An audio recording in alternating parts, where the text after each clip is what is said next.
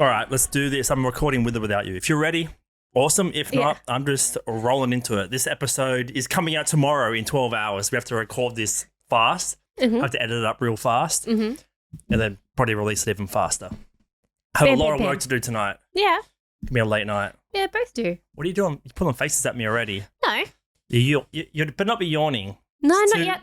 No. Have your little passiona. Yeah. The cheapest. Kirk's. What's that?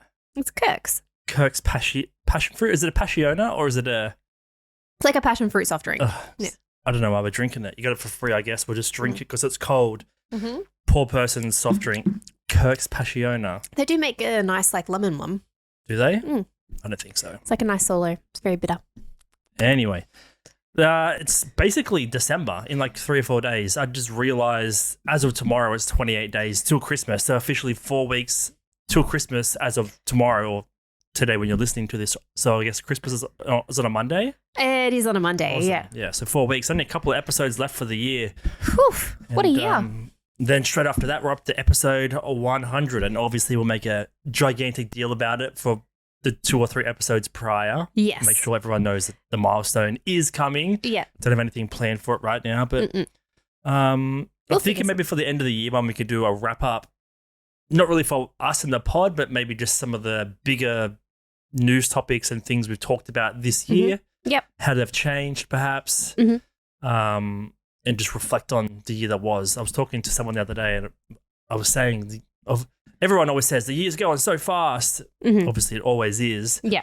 But it kind of feels like it's end of September still for some reason. It's like we lost an entire quarter almost. It's just insane to think about. So 2024 is right around the corner and like literally. It's literally going to be one of those ones where people are like, oh, it's going to be the best year ever. I mean, we said about 2021, said that about 2022. We all know what happened in those years. And then again, 2023, best year ever. I don't know about that. I think 2024 could be good. Yeah. I think we're going to start seeing the turnaround of this inflation and the cost of living crisis is going to slowly slow down, basically. So I think 2024, I've held off saying it's going to be the best year for 3 years now, and I think 2024 will be the best year of the 2020s. Yeah. And then I'll confirm that at the end of 2029. Yeah. But yeah, 2023 feels like the year of recovery. Like just so much happened, like COVID, all that kind of stuff. So everyone's just trying to like just get back on their feet for like this whole year. Everyone's like, that's what I feel like this year's been me just trying to get back on my feet. Takes 3 years to rebound. Yeah, get back on my feet, get back into the rhythm. And then, next year is like going in, rolling the punches or guns a-blazing. Rolling the punches or rolling with the punches? Rolling. Are you going to be offering the punches or just receiving them? I'd rather not receive them. So you're still trying to figure it out. I'd rather I'll roll with them and I'll give them if I need You'll to. be a proactive puncher as opposed to a reactionary. That's me. Proactive puncher. So do you have anything planned for 20? Are we going to do one of those corny, this is the goals for the year type You mean thing? like New Year's resolutions? I think this time last year, we were talking about what we were going to do for the pod for 2023 and all the promo we we're going to do and all the editing and the clips we're going to release. We did it for literally 2 weeks this year. So kind of a piss poor effort on our behalf, we'll admit. So are we going to do one of those? Are we going to do a year that was episode and then a year that could it be? Could potentially be. Anything could happen, really. I mean, we're in 2 wars. Well, we're not in a war, but there's 2 wars going on at the moment. There's some topics here about crazy 50% rental increases in Australia and cost of living, and it's all kind of doom and gloom almost. That's what I'm thinking. 2024, it can't get that much worse unless the war's literally at our doorstep. Yes, I think that's the only way it could get worse, or there's like some sort of alien invasion. It's just like, well, all right, we're gone. We're done. That might not be that bad. I'm more worried about natural disasters. We're right on the coast, so we need is one tsunami and we're kaput. We're kaput. We're Yeah. not right on the coast. I mean, we're not that rich. No, we're, if we drive an hour, we'll hit the beach. So let's not hope the waves are that big they can come an hour inland. How far can they go? What's like the furthest? I mean, it's not really about how many hours you are inland. It's about how many kilometers inland and then how far above sea level you are really is what you should be concerned with. I don't know. I wonder what the biggest tsunami, how far it went inland in terms of kilometers. Yeah, because there was the big one that happened, what was it, like 10 years ago? It's more info than that. Yeah, I can't the even- big one that happened in what region, what country was affected? It was like South Asia, I think it was, where it happened. I can't remember where it was. I remember there's some quite bad ones, about a decade ago. Yeah. But most of the time they were relatively smaller islands, and usually there's like not a volcano or like a volcano or a main mountain. There's some like huge mountain. Yeah. But it doesn't go that far inland. No, because it's one like, I guess historically speaking, they don't go that far inland, but in all the apocalyptic kind of movies, they go like super far inland. Yeah. Like go into like New York and stuff. So who knows? What is there a good tsunami movie? You've got The Day After Tomorrow that has like part tsunami in it. Part tsunami. Yeah, because it's like tsunami and then it all freezes over. Okay. Yeah, and that's like where, yeah, it goes in. You know, like Jake Gyllenhaal's in it. I think it's like Kevin Costner, maybe one of those dudes. He plays the dad.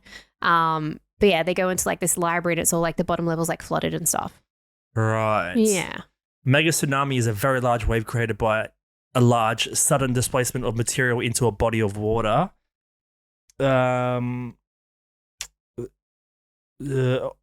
tsunamis exhibit shallow waves. Sorry, I feel like I got not a cold, but it feels like You're very congested. I got some blockage going. I apologize. I can hear it because I got headphones on. Yeah, that was me last week, right? Because I was like nasally and congested, and now you are I better not have COVID again twice in a month. No, I don't think so. Ordinary tsunamis exhibit shallow waves in the deep waters of the open ocean that increase dramatically in height upon approaching land to a maximum run-up height of around 30 meters. Mm-hmm. It's not really how far inland it goes. How far inland? ChatGPT is built into Quora now. That's pretty cool. Interesting. You know what Quora is? Yeah, it's like a Ask Jeeves kind of site. The biggest tsunami in recorded history was caused by the 9.1 magnitude earthquake that occurred on December 26, 2004. Boxing Day 2004. Whereabouts was that? Off the coast of Sumatra, Indonesia. Sounds about right. Yeah.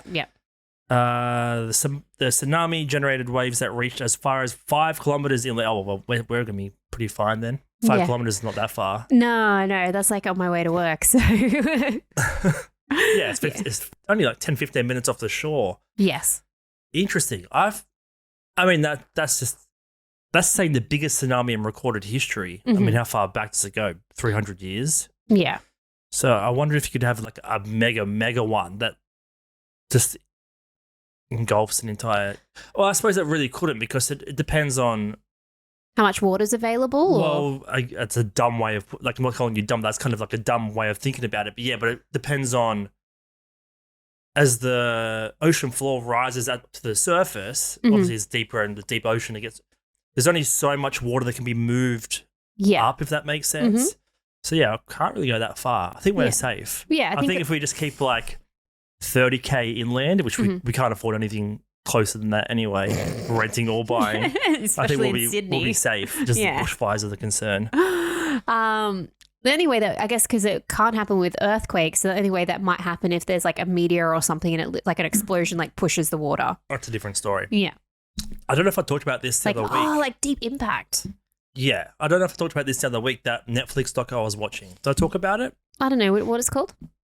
Something about the Earth. The animal one. Yes. Yeah, so... Sorry, I got 10 things to talk about right now. But yes, you have Netflix, talked about it. Morgan Freeman, Earth. It's like Planet Earth or Life on Planet. It's called Life on Our Planet. Mm-hmm. But it's basically about the different extinctions and the different creatures that existed during those times. I believe I talked about it now that I'm saying it. Yes, you have. Yeah, you have. But seeing the animation and the renderings of what a big meteorite or gigantic piece of rock from space the kind of impact it would have on Earth is insane when you see like the animation version of it. It's not just the impact, it's everything that's brought up from the Earth, it's what set up into the sky and everything like that. So yeah, I guess we're more prone, not more prone, but have more to fear about something like that than tsunami. So tsunami ain't shit That's fine. to us. No, I know. But also on that documentary, sorry, I feel like I've had a coffee too late. I'm on a bit of a You jumping? Yeah. jumping jack. I feel like Kangaroo Jack right here. Planet Earth documentary series. Yes. You know what it is? It's a series about Earth. Oh, fuck it. No, it's the evolution of life on planet Earth. It's just David Attenborough's documentary, Planet Earth. The third one is coming out tonight. Oh. I think it's on. Is it on the old Netflix? Free to air. Oh, free to air. Planet Earth 3. Always love those. Good old, you got a soft spot for good old David Attenborough. I think we've talked about it before. He's honestly, after watching the Morgan Freeman one, I like Freeman better. interesting. It's just like it's just a little bit less pompous, perhaps. Well, it's because you got American or you got British, and it's Sir. Yeah, he's a Sir. That's right. Maybe if it was Sir Morgan Freeman, I'd have a bit more. Could you imagine if he is a Sir and we just didn't realize?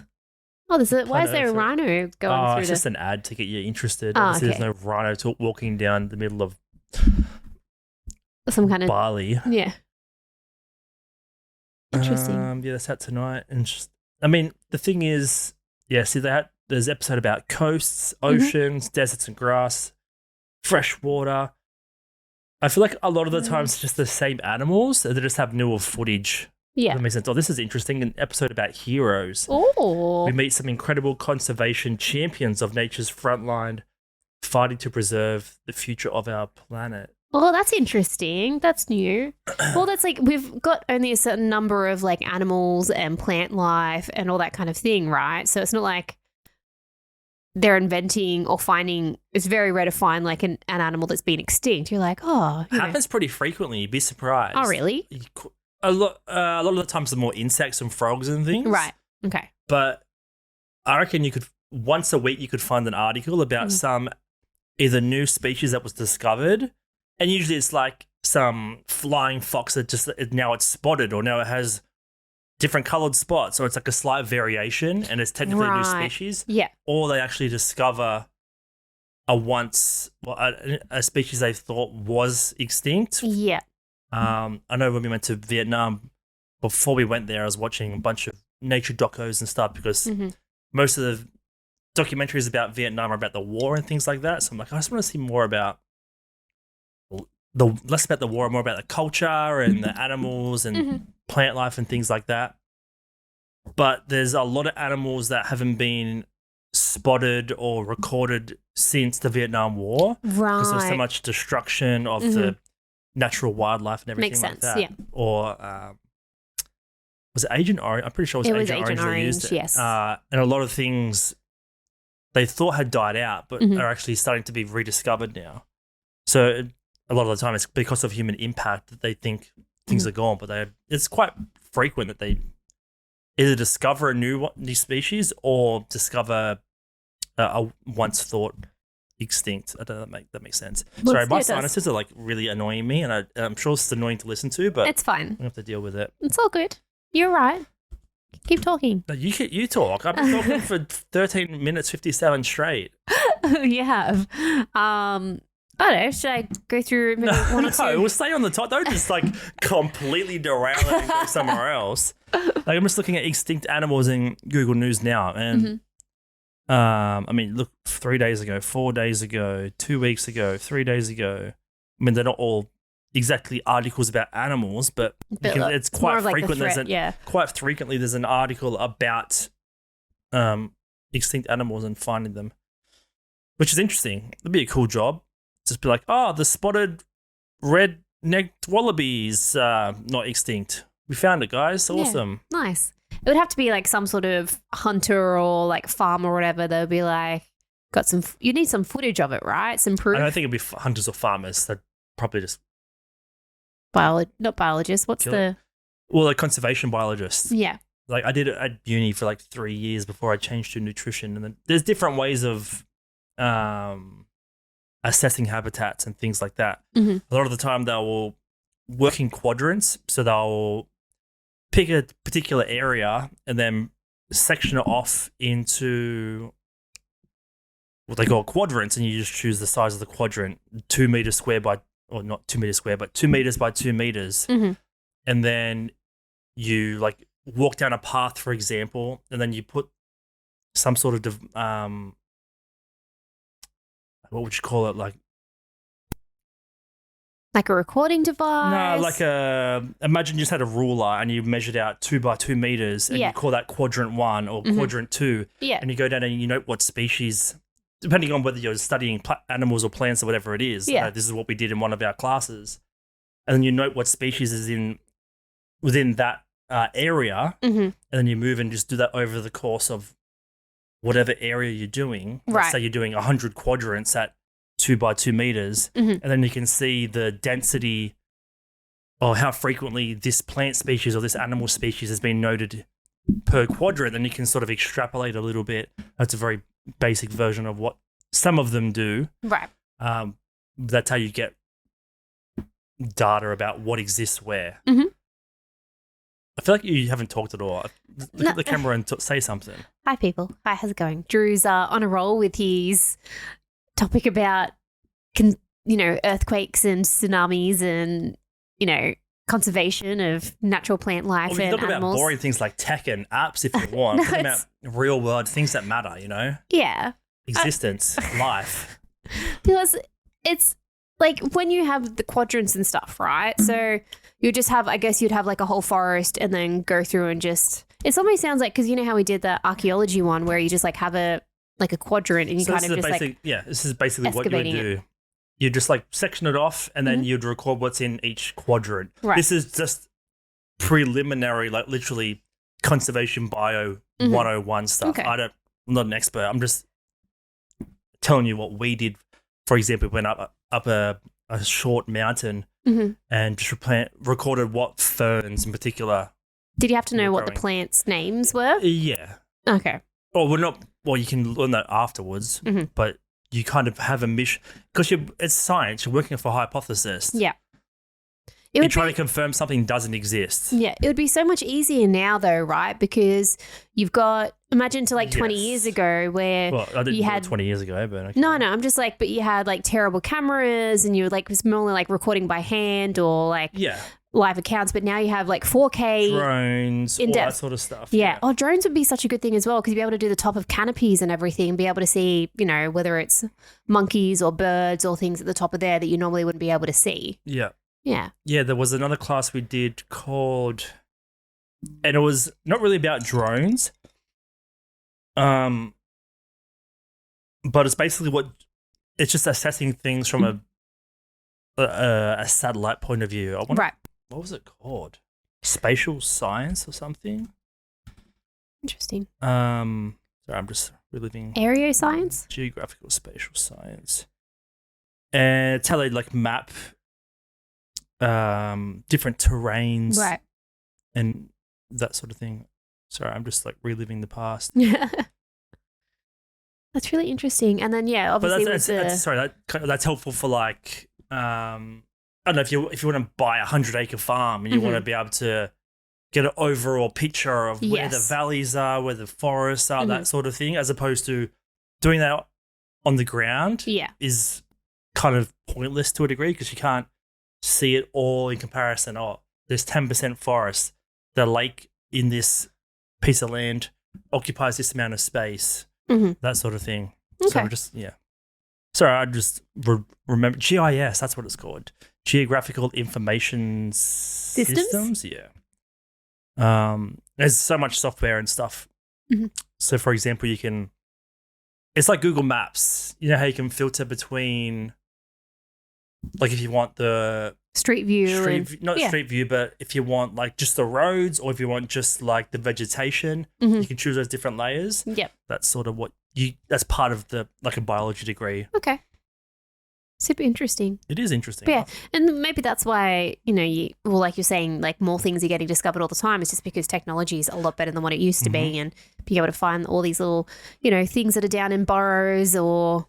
Well, that's just life. We did the episode about ancient apocalypse and the underground cities they find with LiDAR and things like that. So Yeah, it's interesting what science can reveal about Yeah. the past and what exists now. Mhm. And people are just maybe more aware and more conscious as well of the environment around them. I feel like that's getting a little bit more, not popularized, but there's just that little bit of a conscious of, I guess, the land and trying not to impact it as much as possible anymore. Obviously, you have the other side of the coin where you've got, corporations or whatever that just don't care whatsoever. But I think now the general populace are kind of like being wary of, I know, the land rather than just being like, let's dig a big hole here or something. I don't know about general populace.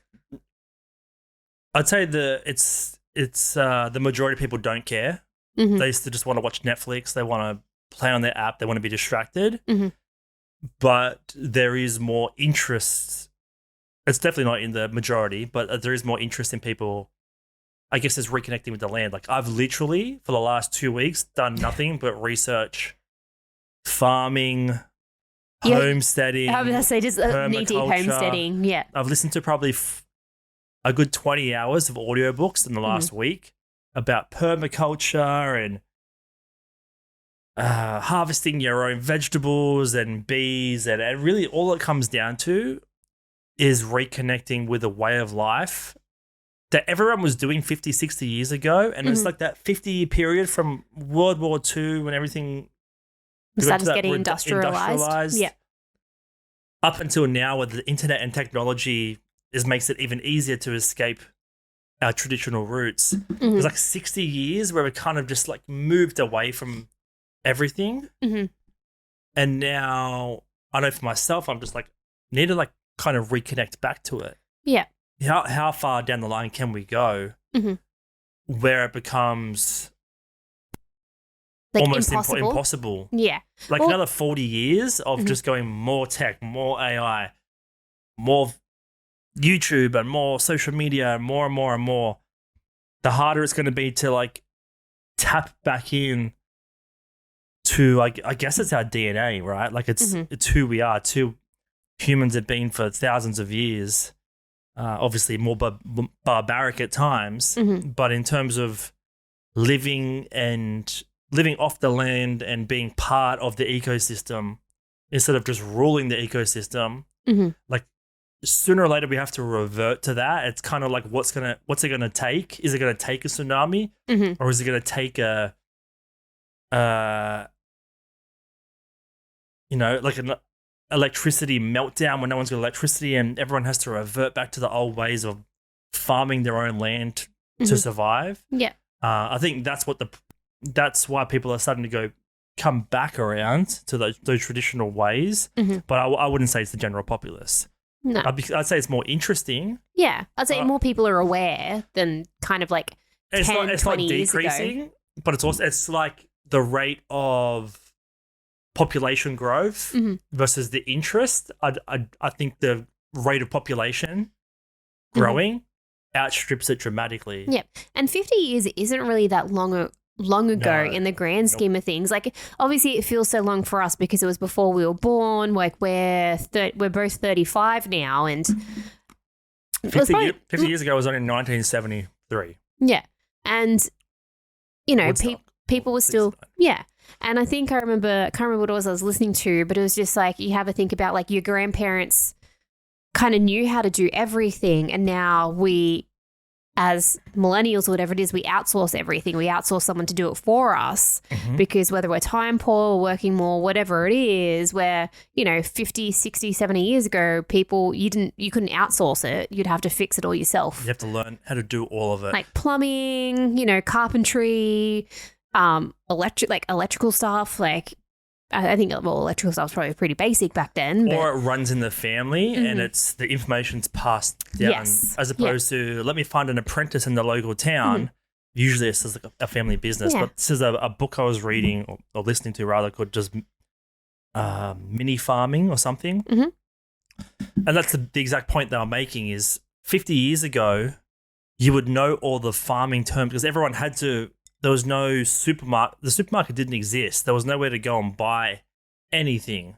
Yeah, you wouldn't be able to get blueberries in off season. Well, that's exactly their point. But they were talking more in terms of livestock on what a hen is and what a rooster is and what a cow is before it's had a baby, and what, like, they all have specific names. What a cow is called after it's had a child, what a cow is called after it's no longer good for producing milk. That there's basically 12 different names for different stages of the life of each animal, and everyone knew what it was. Like, it's not just a sheep, it's a sheep at a certain age that's gone through this stage of its life, or it can't have offspring anymore. There's different names for all of it, and everyone knew everything. It was all common knowledge, and now all we know is rack of lamb. Yeah. Like, you don't know what the actual animal is. We're so far removed from the entire process. Yeah.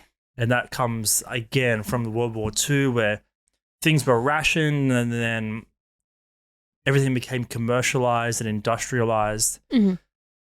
It's crazy how much change has happened in that last 50 years. It's really quite fascinating. Yeah, and it's going to change even more as technology increases at a faster rate as well. Yeah, exactly. And, you know, the type of jobs that are needed and all that kind of thing as well. Because, like, now food was like a huge thing, right? But now that's kind of been outsourced. So it's all industrialized, it's company, all that kind of thing where, you know, people would have to, like you're saying, farm their own stuff. You have to know when to put the seeds in. You need to know when to harvest. You need to know how to store them. You need to know what plants grow together, all of that stuff. All you do think about now is, are the apples cheap? Is the broccoli cheap? Is it blemished? All you're worried about is quality control and price, as opposed to the 3 months it took to grow that thing. It's so easy to take it all for granted, which is like why I've been so into it. It's like, if we're already this reliant on some mega system to produce all our food, we're only going to become more and more reliant on it as time goes on. So 50 years from now, we're going to be just living on Soylent rations.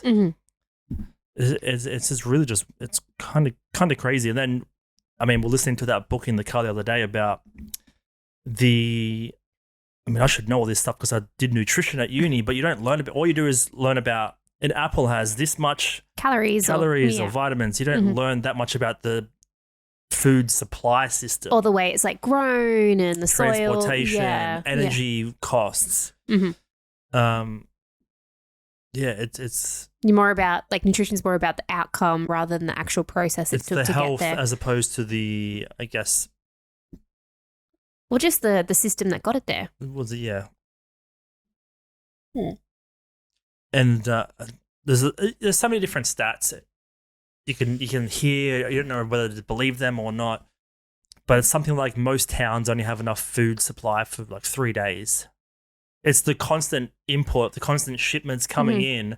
They keep everyone fed. We've seen in COVID, everyone was going crazy for toilet paper. There was no meat on the shelves. They were rationing how much milk you could buy. Oh, like the canned goods. You only could buy a certain amount of canned goods and stuff. So if they stopped all trucks, this is why it's a big deal when there's strikes for the truck drivers and things, because we've only got enough food supplies for like 3 or 4 days for each town, that is. So you can imagine how fast society will just deteriorate and crumble if there's no electricity, if the petrol supplies are just, I don't know, bombed or something, where trucks can't get any petrol to commute anything, there's no transportation, then what do you do? Yeah. This is what's scary, and like, I don't want to become a prepper, but I'm like, should probably start growing our own stuff. I think we just like reach the age where we're like, all right, it's prepping age, hitting a certain landmark. It kind of reminds me, I think there was an old TV show called Jericho. And I think what happened was, like, all the adults died and everybody that was pre-puberty ended up surviving, but it was kind of like no one knew how to run anything. There was like hardly any electricity and everyone was just having to like grow their own farms and things like that. So this one, Jericho, a nuclear mushroom cloud appears on the horizon. The residents of Jericho, a small Kansas town, it could mean that the only Americans left alive I don't know if there's one. Is it the one with all kids? I think it's a different one that has. Maybe I'm just thinking. kids. Yeah. Okay, I might think. There's of one that has all kids, and it's a sci-fi one though. Okay, yeah. And then there is another one that has all kids, Yeah. and it's like just Earth-based. Right. But yeah, I think I just remember like scenes from like Jericho where they were just All kids. all kids. It's just like TV show all adults died. All adults die. All right, we're Yeah. going to go for a wild Google search here. Yes. All kids TV show. All adults die. Yeah. The Tribe? No, it's definitely not it. Do post-apocalyptic.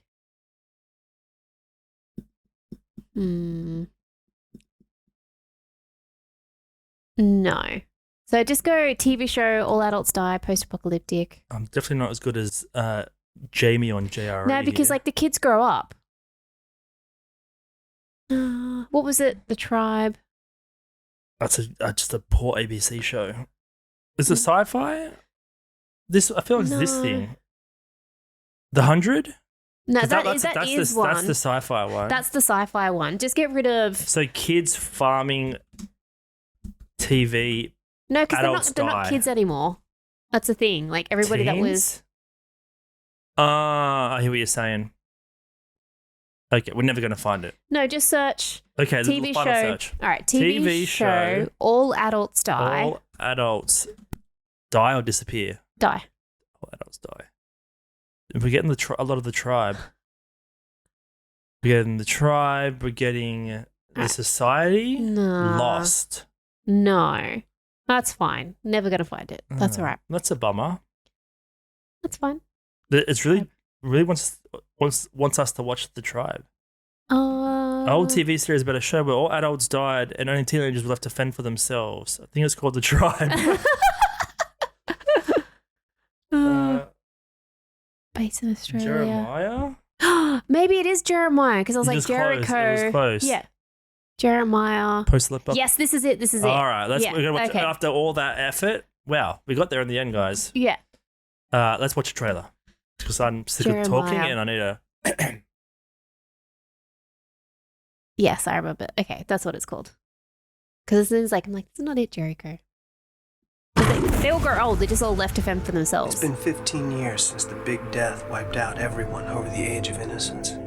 6 million lives lost to a mystery. The end of your world, the beginning of mine. It's like a DNA In a genetic. time when the future is unknown, there's only one hope. Jeremiah. We have to warn the others. Tell them. Tell them what? It's coming again. You asked the one guy to change So everyone the world. here, their parents have died and they've grown up from kids. Without adults. Babylon 5. Comes the complete 2002 first season sci-fi? of Jeremiah Horrible, on It's DVD, apocalyptic. Babylon The future, 5. gentlemen. including audio I commentary. feel like it was more drama than this, like less Behind-the-scenes look explosions. at The making of this sci-fi hit series and more. The Great Death has returned. I feel like this would be a banger show if made in 2020. Could be. Or obviously, but not 2020. But yeah, so that was the show that I was thinking of, but definitely not the You're the expecting farming. less. You remember less explosions. I remember less explosions, less action, more homesteading. Okay.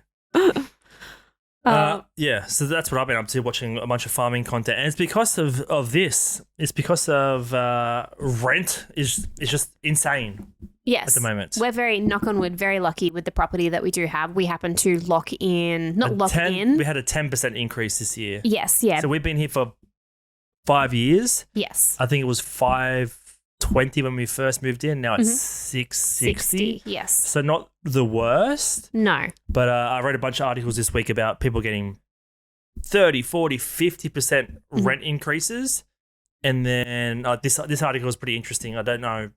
Obviously, it's a one-off story. It's an anecdotal experience. It's not a widespread phenomenon that's happening or Yeah. anything. But it's because we've also as well, like anyone who's, stays in a rental property for like 3 years and moves, like it goes up every time, right? But because we came into the area really early before COVID, before everything sort of like went up, because There's still a lot of development in the area when we moved in. Exactly, yeah. So it's still under construction, like the shopping, like center thing that's close by wasn't like fully done or anything like that. So it was relatively cheap because we're far away from the city. Yes. And then everything started to slowly rise. But because we were like, not one of the first, but we were very early in the area. So our rent was really low. And because they only can increase it by a certain percentage each time, like we're very, very lucky. And because we've been here for like, 4 or 5 years now, we're still on that slow increase as opposed to new people moving into the area and have to go bam, pay like $720. And it's not as bad out here out west in Sydney. Mhm. Or, I guess Southwest, southwest Sydney. Because there's still a lot of land being released. So there's still a lot of room for people to move into the area. So it's not as intense as It's not landlocked in a way. in a west or anything like that because there's literally nowhere else to build. No space, yeah. Whereas here there's still plenty of room to build. So there's a little bit more opportunity. But in saying that, we're probably a good increased 10% this year. We just signed a new lease, another 12 months, but we're probably 10% below the norm, the average for this size property. And hopefully the landlords aren't listening to the pod. So they'll probably be like, oh, yeah, they're aware of what's going on. We'll just jack it up. Now, this is from Sydney Morning Herald. Renter Christina was evicted from her rental property after raising concerns about an excessive rental increase. Experts warn more renters are at risk of no grounds eviction, so being evicted obviously with no grounds, in the escalating rental crisis unless the law is reformed with urgency. Christina was shocked to receive her eviction notice a day after she raised her concerns about the excessive rental increase. Low blow. So she's a 45-year-old. Again, this is a one-off person story. Obviously not great. It's a pretty sad story, but it's not the norm. But it is good to see what is possible if you have a bad landlord or in a highly competitive area, or if you just have any pushback at all. Yeah, if you make some sort of fuss. There's not a lot of laws protecting you as a renter. No. She's a 45-year-old firefighter, single mother of 4. She's been paying $800 a week and was notified her rent would jump to $1,100. Oof. So imagine $300 more a week. Oh, man. Oh, That will be, that's our savings that's gone. like rice and beans 7 days a week. Yeah.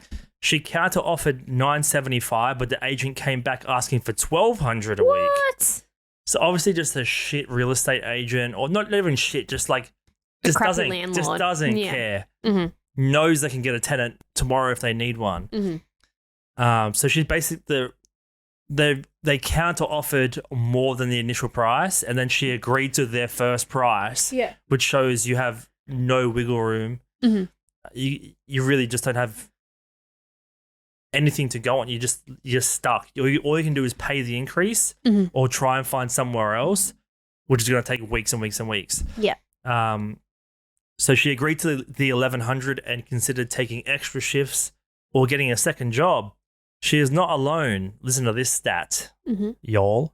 A renter is evicted every 18 minutes in New South Wales. What? Every 18 minutes? That's insane. It's pretty fucking crazy. For those international listeners, we're in the New South Wales state. Sydney has about 5 million residents. Yeah, so New South Wales there are larger states in Australia, but New South Wales is probably most populated. Most dense, yeah, it's the most densely populated. That's crazy. Every 18 minutes. So the current, it's not a mayor, what is he? New South Wales. Not governor. What's his? Premier. New South Wales Premier Chris Minns has committed to reforming the no grounds eviction. So obviously giving a little bit more back in terms of not allowing renters to be evicted for no reason. So hopefully that changes soon. Yeah, so it's saying it's too easy to be evicted. And too hard to find a new place. So people try to stay undercover unnoticed. So they try to minimize the notice. That's where no grounds affect that relationship. So it's one of those ones where if you have any issue in the property, people will tend to not say anything, or they'll get it fixed themselves because they don't want to raise it with the real estate. So it's all about like making noise. You want to be as quiet and forgettable as possible. Yep. So all they see is that paycheck week to week. Yeah. And that's it. Yeah. It's probably funny because we literally probably 3 months ago had a plumber come to tighten the faucet on the sink. So that would have cost them a fair bit of money to send one plumber out to tighten one nut. Yeah, probably be like $200. I mean, the alternative is for me to go and spend $30 on a tool I'm going to use for 3 minutes, never to be used again. Like, that doesn't seem smart for me as a renter or someone that's never going to use the tool again. Yeah. To spend that kind of money. So, but maybe we should keep our heads a little bit lower. I mean, probably once a year we have some small thing where the toilet roll holder's coming loose and they come and fix it. But it's like, should we just wait till there's 10 problems next time and then get them to come? No, I think like the once a year is kind of fine because it's literally is like, I think one year was like one of the bathroom fans didn't work. We've got the toilet holder. We had the blocked drains. That was probably the worst one. But then I fixed it all myself the second time. Well, the problem was that when they built the house, they kind of fucked up and covered the main drainage pipe with turf. So the drain wasn't working properly. That's entirely on them. No. And like when the guy that was fixing the toilet holder, he was like, yeah, they just put it into the wall. They didn't even bother putting it into like one of the like the frames. Like the stud, like anything like that. He's like, it's literally just in the thing. And the dude that came, the plumber, he said it was like, oh, it's just like a cheaply made thing. There's a channel I stumbled across on the old browse tab on YouTube about a guy that goes around. I'm not sure if it's all of Australia. I think it's pretty much just Sydney. And he's like a house inspector. So, they're the ones that kind of, they will look at it and be like, yes, it's worth buying or no, it's worth buying. Like, surveyor, I think they're called. I think so, but like more in the building process, he'll go around. There'll be no one on the works. I don't know if he has access to the sites. Yeah. But I'll literally be like, this is like fucked up. I don't know how they're getting away with this. This builder's like dodgy as. This drain pipe's literally leading to nowhere. There's no drainage, or they're just building a house and there's an extra like 10 mil of cement render or concrete or something hanging off the edge of the house. So, like, why is that even there? Like, they've obviously just built it too far, or the measurements have been wrong. Like, he points it all out and you're like, God damn. Like, if you're building a house from scratch and you came home and then you realize I don't know, any part of the house was 10 centimeters off where it should be, you'd be like, yeah, I'm spending $1 million here, or not a million, but like, you know, a couple $100,000 building the house. Don't get it wrong. Don't make sure the plans are correct. It's kind of crazy.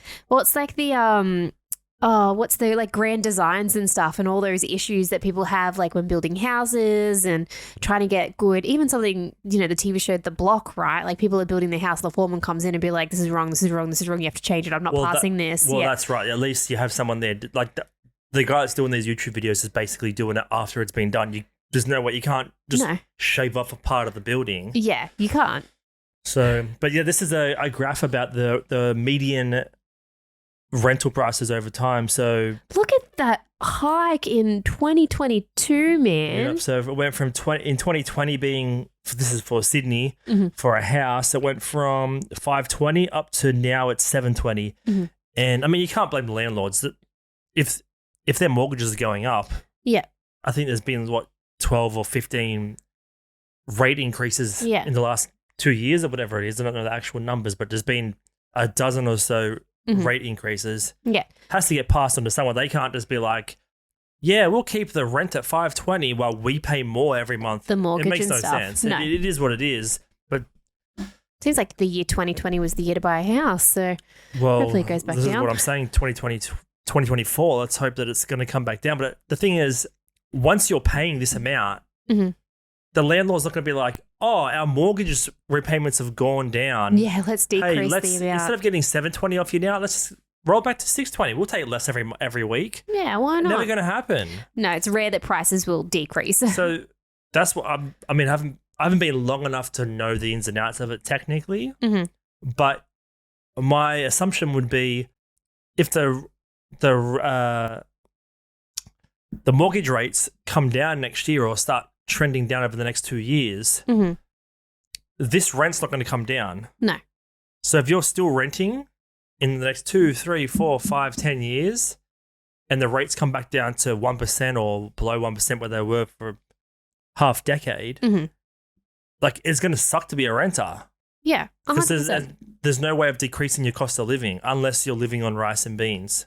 Yes, we did used to do that, rice and beans. That was what our diet was, but that's why you've been really into homesteading. And I mean, I've talked about this before. Like, my dream is to, get or have some sort of like self-sustaining farm or a bit of land, and you just kind of be able to live off that. I mean, your parents are retired and they kind of, pot around the house, made a veggie garden, planted apple trees, and sort of like do what they can. But that's more of a hobby, sort of just to pass the time. Whereas I'd love to have something that's actually going to decrease our bills so we can afford something like that and not have to stress about, having to spend $250 a week on food. Well, yeah, if we're spending $200 to $250 a week right now on food, that's $10K a year. Mm-hmm. It's a lot of money.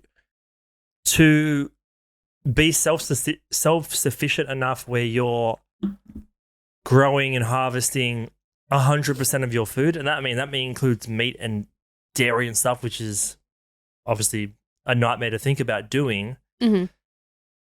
10 grand a year doesn't seem like that much, but it is. If it's the second biggest expense every week, other than rent or mortgage, it's a lot of money. But then it's also how much time per week is it going to cost to save you spending $200? Because it might take you 20 hours a week to process the food, harvest the grain, and grind it all up. Like, it's what's more important.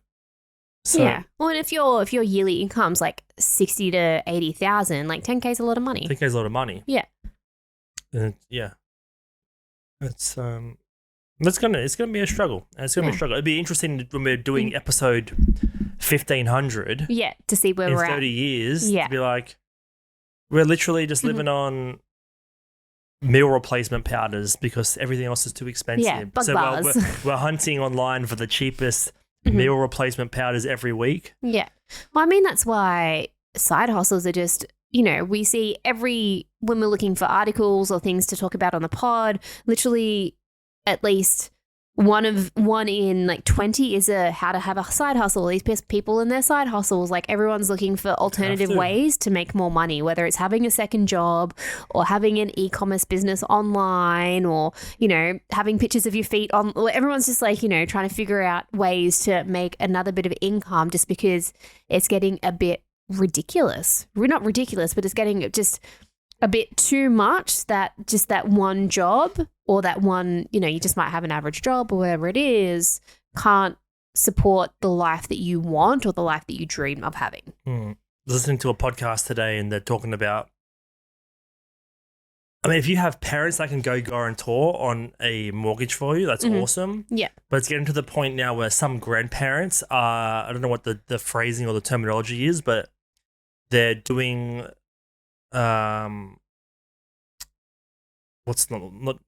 what do you get when you get a will, like the will, you get paid? You get inheritance. So they're doing like a pre-inheritance. Right. Before they pass away. So they show, okay, this would be my inheritance when my grandparents pass away. I'm not sure how it works, but they're basically getting money before their grandparents pass away. They'll probably be able to see the grandparent savings, what their super is, what their insurance payouts are. Like, there'll all be these different things. My dad kind of jokes around and be like, you guys will get quite a good inheritance when I pass away. And I'm like, Dad, you're like 60. You're going to be around for ages. Yeah, so early inheritance is given when parents or grandparents give an advance on part or whole of the inheritance when they're still alive, just so they can simply get moving, get on with their life. Well, it was like, another, during COVID, people could access their super and use part of their super amount and stuff as well. So like having early access to something that's meant to be part of your retirement fund or your end of life fund. So all of these things basically show where it's rent increase or having to rely on grandparents before they die to like get inheritance. Not that you should be relying on that, or side hustles. It's all just like it's like fuck. Like, it's not as simple as just like having a 40-year career in one job and like having a family and being able to afford holidays and having a house with 3 kids. It's not that simple anymore like it was 40 years ago, where you could just one job, one house, be able to afford holidays. Not even that, single income house. Well, yeah, and the wife or the stay-at-home husband or whatever it is, stay-at-home, you can't do that. Yeah. And then we don't even own a house or have kids, and you think about daycare, and it's like, fuck, but is it even worth having kids or a house, or is it like should we just have 4 jobs each and be working 150 hours? I don't even know if there is 150 hours in a week. I don't think there is. 100 hours a week. Yeah. Literally just to not starve by the time you're in the second half of your life. Yeah. It is kind of terrifying. Kind of scary. I'd rather a tsunami here, to be quite honest with you. Yeah. Well, as you say, like, life can be scary, but it's not really the supernatural or, the environment that's scary. It's literally everyday things. It's just the economy. It's just living. We need to figure out a way to, I don't know. You see the people on YouTube that the vagabonders, I think it's called the vagabond family or something. They literally just live on a yacht and just travel around. What? Just no expenses. Oh my God. It's crazy. It's not even a yacht. It's more like a sailboat. Right. So it's essentially like living in a caravan, but on the ocean. Yeah, exactly. It's a family vlog. Yeah. And they just, So it's van life, but on the ocean. Yeah, that's exactly right. Yeah, right. But then the problem of the tsunami is even more terrifying. Well, the ocean is very more, I think. Sailing La Vagabond. An Australian couple would say no kids. I thought they had a kid. Oh, now with 2 kids. I was like, what was that noise? I realized it's the audio. They just sail around. Sky up ahead. Where do they get? Do they just have some sort of little online kind of? Oh, they'll get money from YouTube, right? Mm-hmm. Yeah, their videos are probably getting 250,000 views all the time. 500,000, 1 million. Oh yeah, so they'll be getting a little bit of money from there. Well, because all you need is fuel for the boat and food. That's essentially it. I mean, we put your sails up. You don't even need fuel. No, you still need emergency fuel. Yeah, emergency, but we have emergency rice as well. Yeah, that's true. Oh, and all you need is solar panels and stuff. Yeah, good looking and having good looking kids. Yeah, and a good camera. Yeah, and you're all set, right? Yeah, sharks in the picture. Yeah. Anyway, all right. So if we're back next week, it means the tsunami hasn't hit. I hope that there isn't actually a tsunami, and we've just yes, conjured up some horrible disaster. And our landlord hasn't kicked us out, so we'll be here. Everything could be going awry. We won't even get to episode 100. No. Oh, what a shame. No. Well, life is like that, right? Anything happen in the click of a finger. It's just so many things can change in a short amount of time. You saw the rent increase happen in the space of a whole year. Just so much can happen.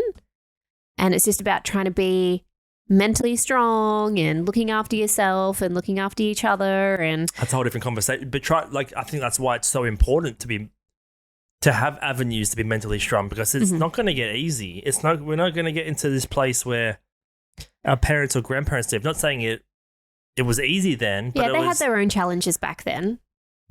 You didn't have all the problems of the world accessible of weighing from your down fingertips. you and accessible. Yeah, it's kind of. It's they didn't know what was happening in, I don't know, Israel or whatever it is. You have to wait for the nightly news or the newspaper to read it. Which was biased. It had its own. I mean, it's easy to sit here in our position at our age and be like, it was so much easier then, or this is so fucking hard now. But in 30 years, we're going to look back and be like, oh, that was easy then. Why didn't we go harder? Or it's all perspective. And at the end of the day, we're in our 30s and we know fuck all, to be quite honest. Yeah. So it is just, I guess, being humble and just trying to have a bit more perspective and just hustle and try and manage emotions and money and expectations. That's kind of what it comes down to, just trying to manage shit as best you can. Yeah. Stay afloat. All right. So you can manage your social media accounts by subscribing. Good segue. Yeah. To the YouTube channel, the podcast on Apple and Spotify. You can leave a review. I don't think anyone ever has, but you can.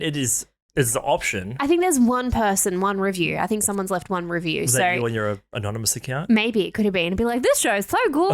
I highly recommend it. You should listen to it. I literally don't my favorite. I don't turn on the internet all week, except for this when this episode comes out. So if you want to be the second person that comments, go for it. We'll give you. We'll call it out in the pod. We'll give you a call out. We'll give you a shout out. Yeah, give you a little shout out. All right, guys. We'll see you next week. Bye.